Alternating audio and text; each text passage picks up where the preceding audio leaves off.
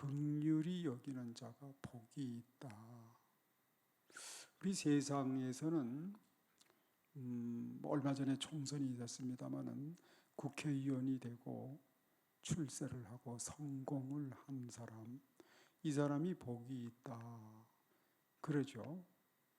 또 건강하고 또 실력 있고 그런 사람을 복이 있다. 이렇게 이제 평가를 하죠. 물론 그것도 복이죠. 그러나 주님께서는 그런 것은 전혀 말씀하지 아니하시고 본문에 보게 되면 긍휼히 여기는 자가 복이 있다 이렇게 말씀을 하셨습니다. 왜 긍휼히 여기는 자가 복이 있는가? 그것은 가장 인간으로서 가치 있고 보람 있는 생애가 되기 때문에 긍휼히 여기는 것이 복이 있습니다. 가장 가치 있게 보람 있게 사는 길이 뭐냐? 그래서 하나님이 명령하신 대로 사는 것이고 하나님의 뜻을 따라 사는 것이죠. 하나님은 우리를 만드셨고 우리를 만드신 창조주 하나님께서 우리를 이 땅에 보내실 때에 너희들은 살아갈 때 이렇게 살아라. 하나님의 뜻을 보여주셨습니다. 그런데 그 하나님의 뜻을 따라서 하나님의 명령을 따라서 살아가는 것, 이것이야말로 가장 가치 있는 인생이고 보람 있는 인생인 것이죠. 그래서 우리가 하나님의 말씀을 따라서 하나님의 뜻을 따라서 살아가는 삶, 하나님을 닮은 생애지요. 예수 닮은 생애, 거룩한 생애, 그런 생애가 됩니다. 왜 긍휼히 여기는 삶을 살 때 하나님을 닮은 인생이 되고 예수 닮은 인생이 되느냐, 거룩한 인생이 되느냐? 왜냐하면 하나님이 긍휼히 여기시는 분이기 때문에 그렇습니다. 하나님의 여러 가지 특징이 있는데 그 여러 가지 특징 중에 가장 큰 특징 중에 하나가 긍휼입니다.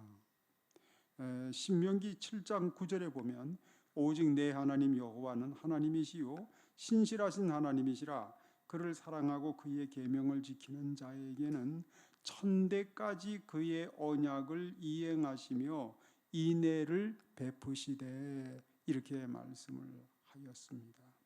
여기 인애를 베푸신다고 그랬는데 이 인애는 긍휼이라는 의미를 담고 있습니다.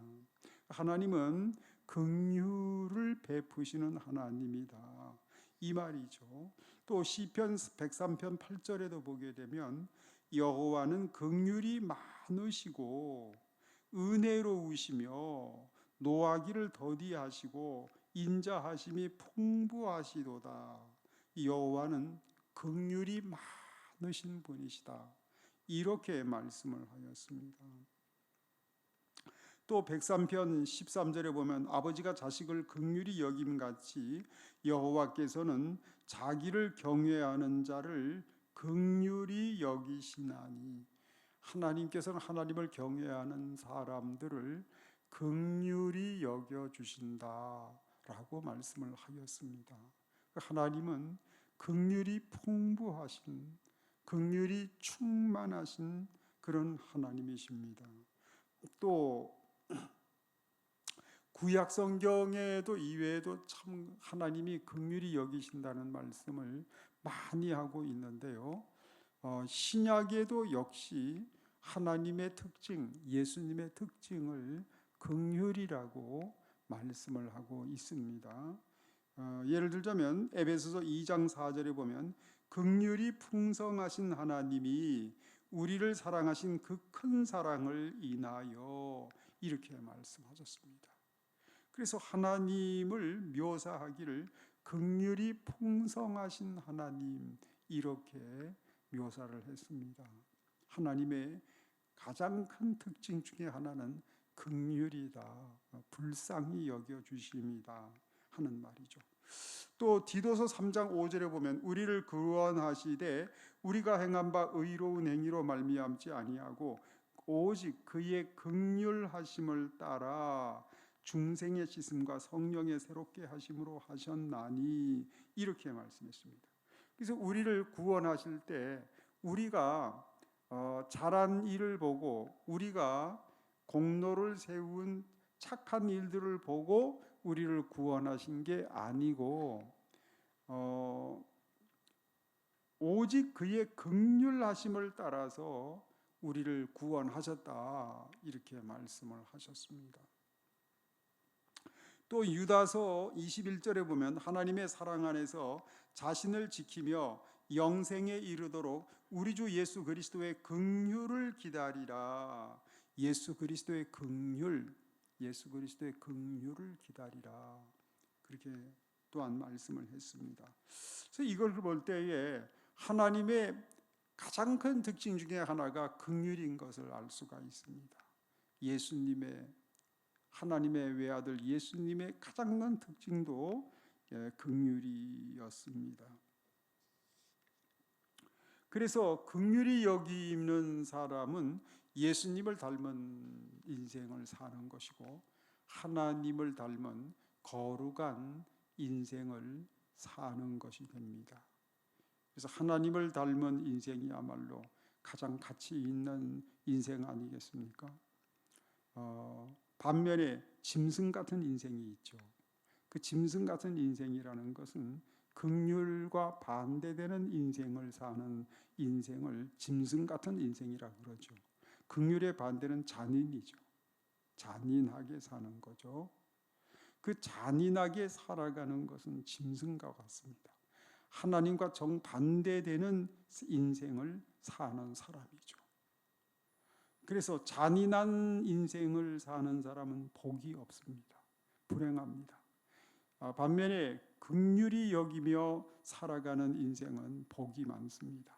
하나님을 닮은 인생이고 예수 닮은 인생이고 하나님의 뜻을 따라 사는 인생이 되는 것이니 긍휼히 여기는 인생이야말로 정말 축복받은 인생입니다.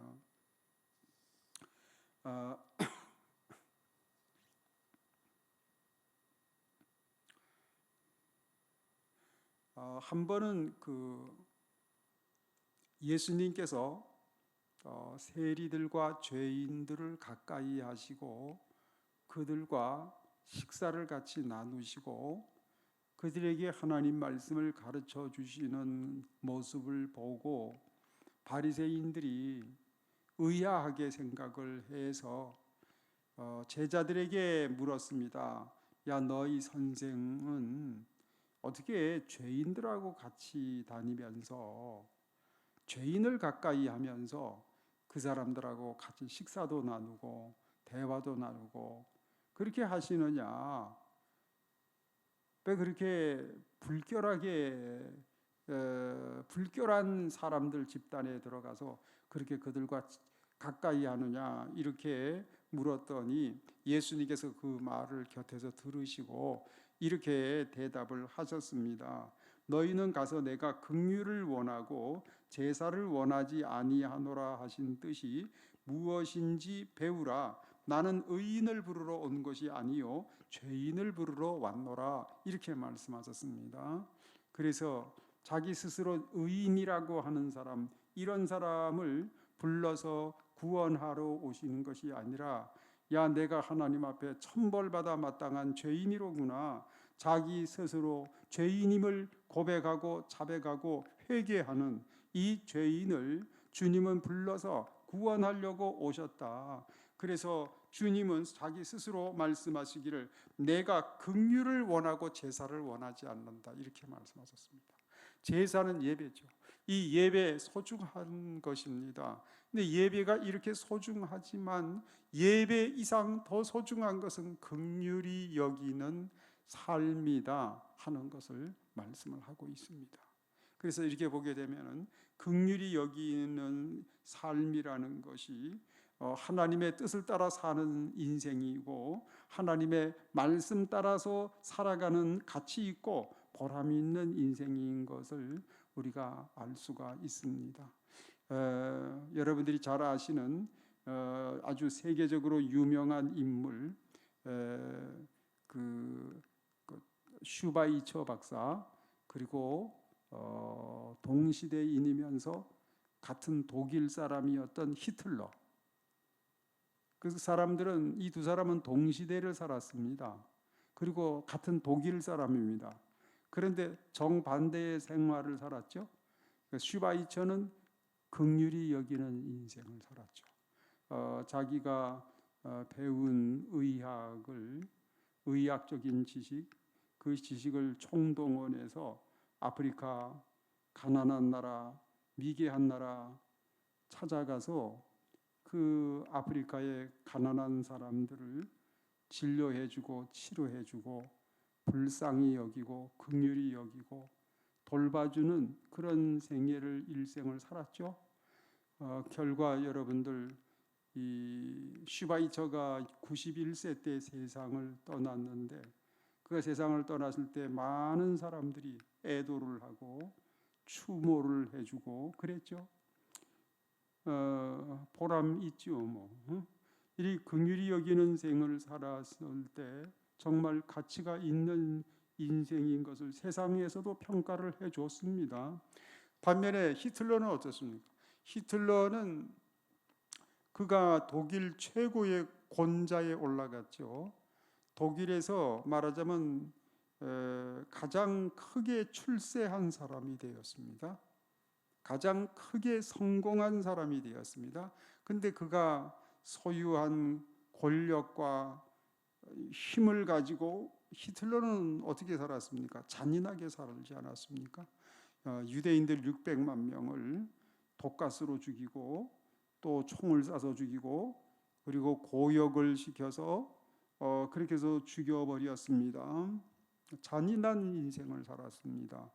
그 잔인한 생애를 살고 결국은 어떻게 됐습니까? 세계적으로 지탄받으면서 비난받으면서 견딜 수가 없어서 그는 자기 애인과 함께 자살로 생애를 마감했습니다. 이렇게 볼 때 이 잔인한 생애는 불행한 생애다. 긍휼히 여기는 인생이야말로 복받은 인생이다 하는 사실을 우리가 잘 알 수가 있습니다. 그리고 우리가 긍휼히 여길 때 가치 있고 보람 있는 생애가 되는 이유가 오늘 본문에 말씀을 하고 있습니다. 왜 긍휼히 여길 때 가치 있는 인생이 되고 보람 있는 인생이 되고 축복받은 인생이 되는 것이냐? 그 이유를 오늘 본문 7절에서 예수님이 말씀을 하셨습니다. 우리 다 같이 7절을 한번 읽어보겠습니다. 긍휼히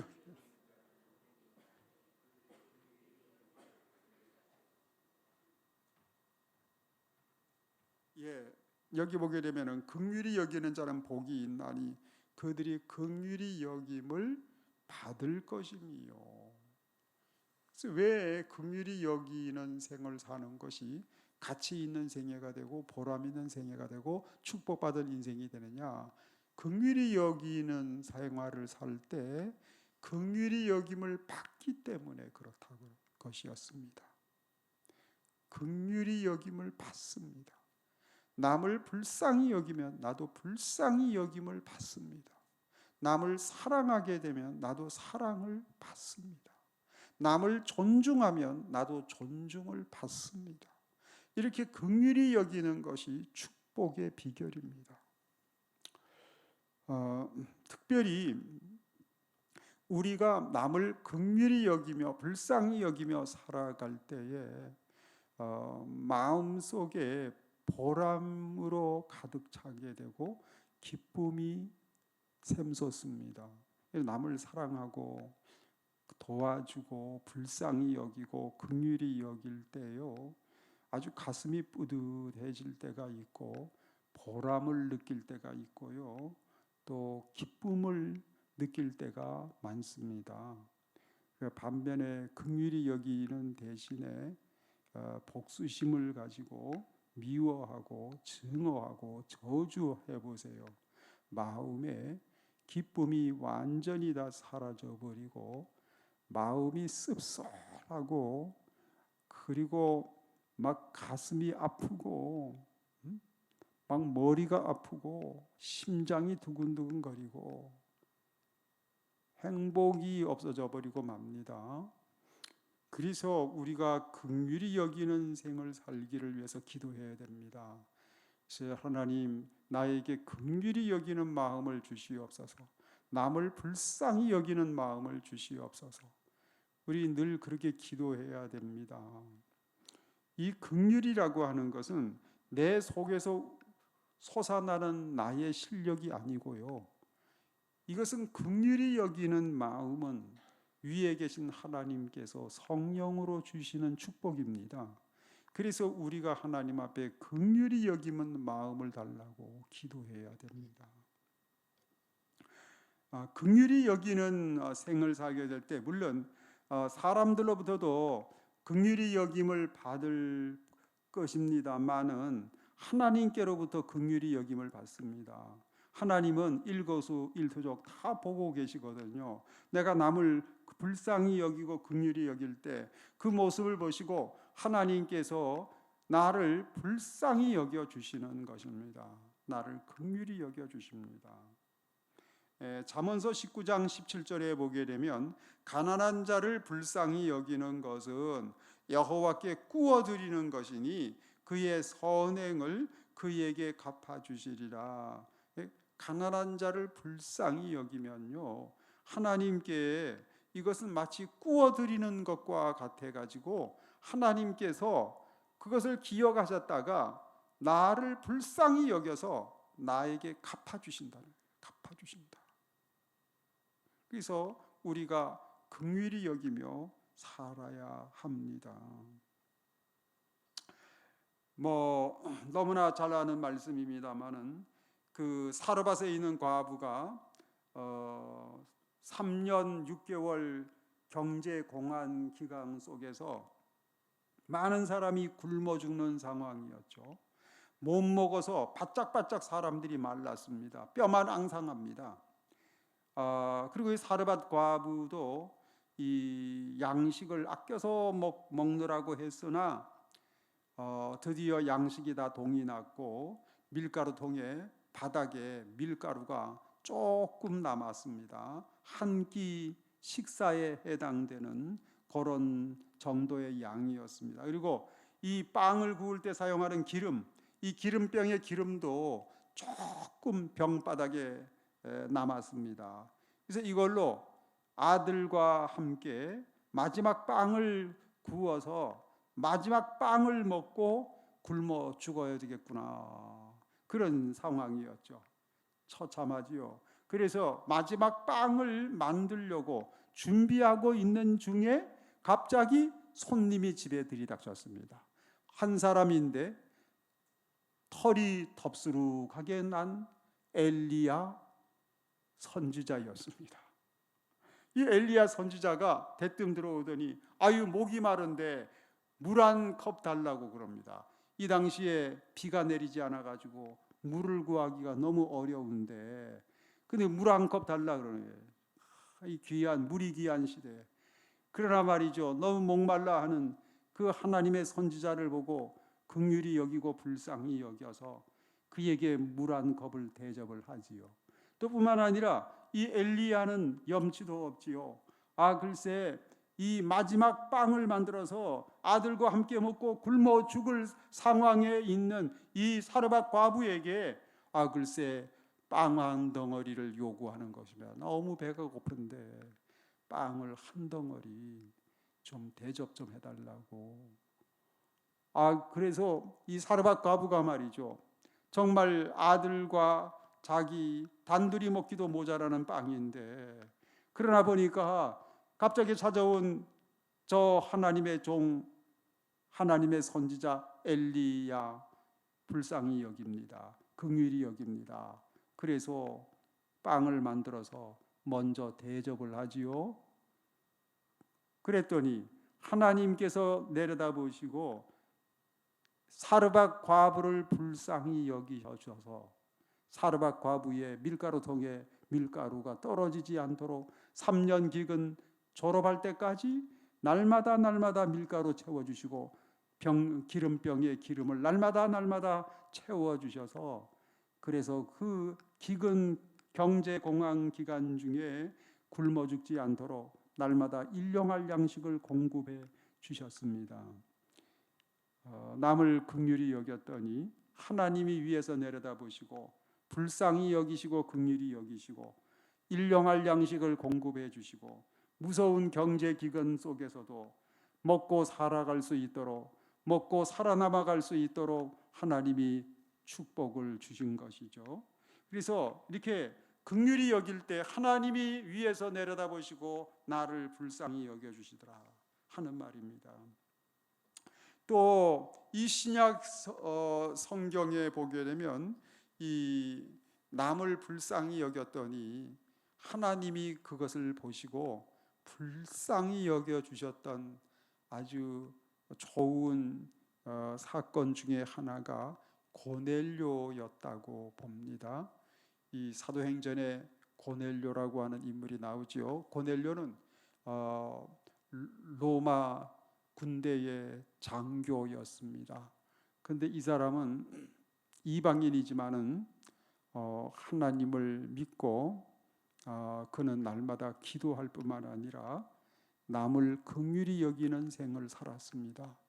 그래서 가난한 사람 보면 그 사람들에게 먹을 것도 제공해 주고, 또 옷이 없는 사람들은 옷까지도 제공해 주면서 구제하면서 불쌍히 여기면서 긍휼히 여기면서 그렇게 살던 중에 하나님이 그것을 보셨어요.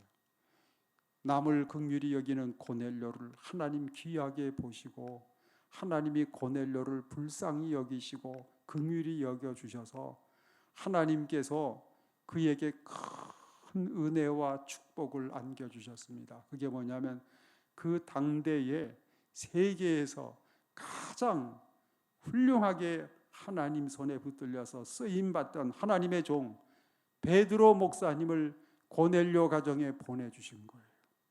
그래서 이 베드로 목사님이 고넬료 가정에 와가지고 복음을 전해줬습니다.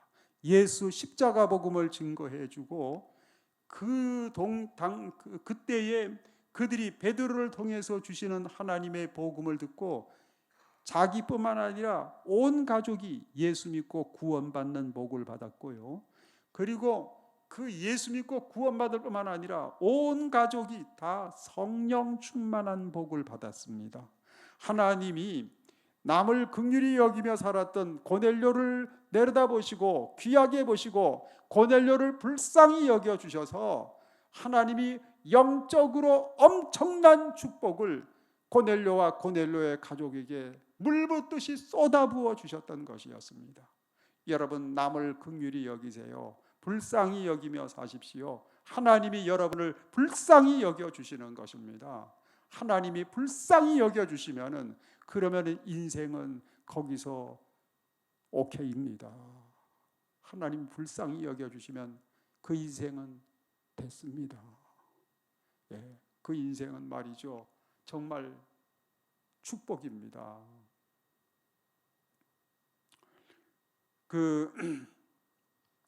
남을 불쌍히 여기는 생애, 남을 긍휼히 여기는 생애, 이 생애가 가장 가치 있고 가장 보람 있는 이유 중에 최고의 이유가 있다면 그것은요, 하나님이 불쌍히 여겨주실 뿐만 아니라 보상을 해주시더라고요. 보상. 이 땅에서도 보상을 해주실 때가 있습니다. 그런데 이 땅에서 잠깐 누리는 보상도 귀하지만 내가 주님 앞에 섰을 때 주님이 영원한 것으로 보상을 해주세요. 그래서 남을 긍휼히 여기며 살아야만 합니다. 남을 불쌍히 여기며 사는 게 축복입니다. 여러분들 예수님께서 이 땅에 재림하실 때 모든 사람을 모아서 오른쪽 왼쪽으로 갈라서 주님이 심판하신다 그러지 않았습니까? 그래서 이 오른쪽에 있는 축복받은 무리를 양이라고 표현했습니다. 왼쪽에 있는 무리들은 저주받고 심판받은 염소의 무리라고 이렇게 표현을 했습니다.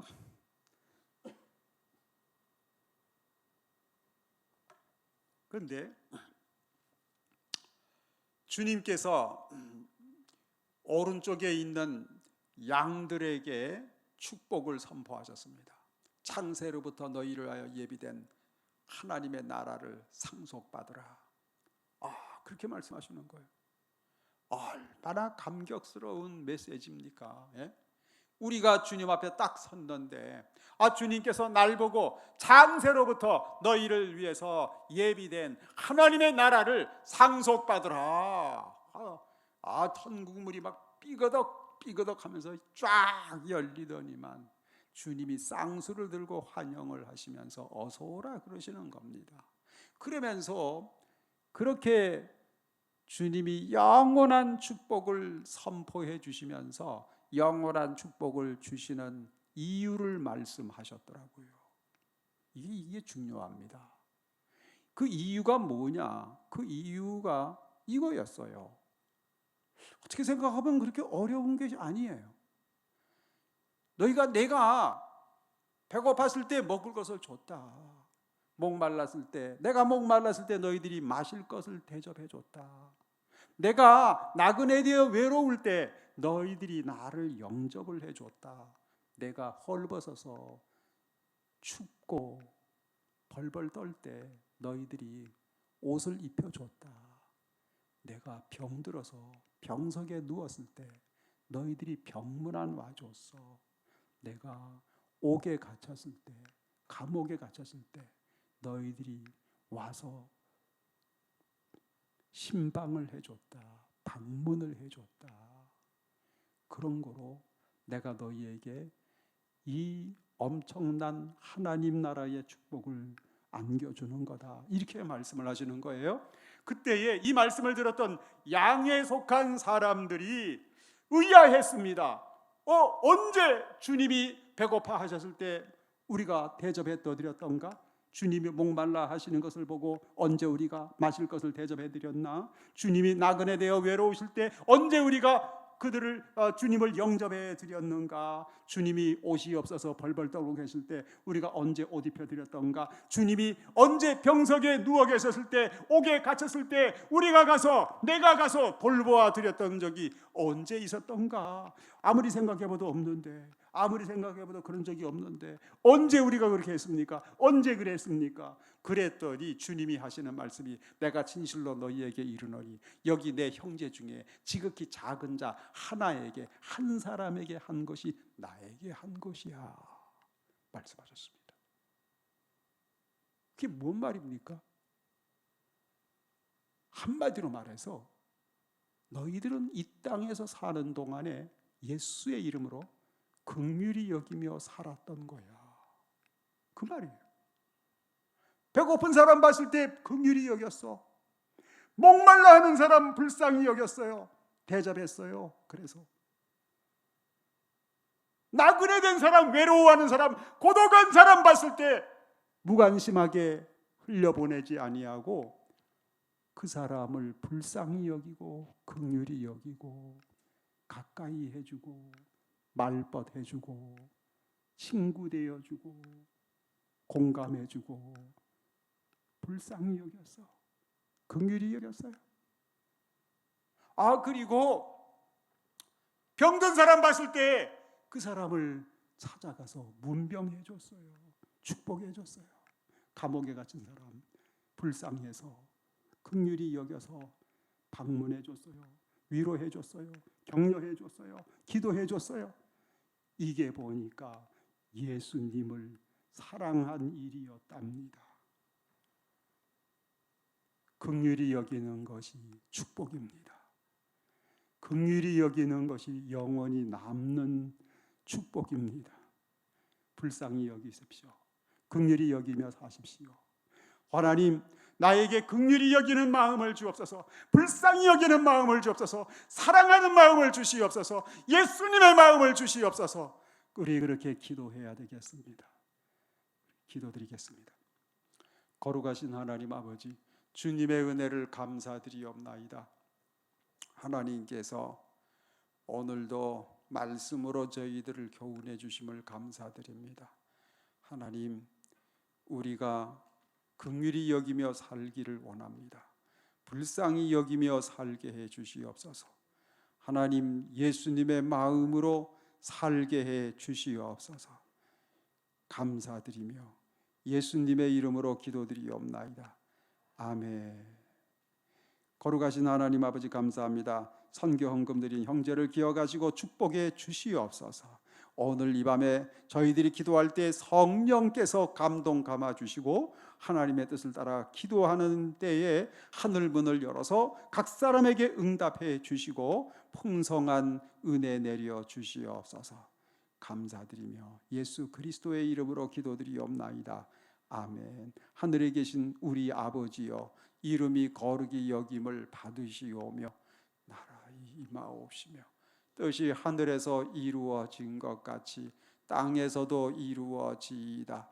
오늘날 우리에게 일용할 양식을 주옵시고 우리가 우리에게 죄 지은 자를 사하여 준 것 같이 우리 죄를 사하여 주옵시고 우리를 시험에 들게 하지 마옵시고 다만 악에서 구하옵소서.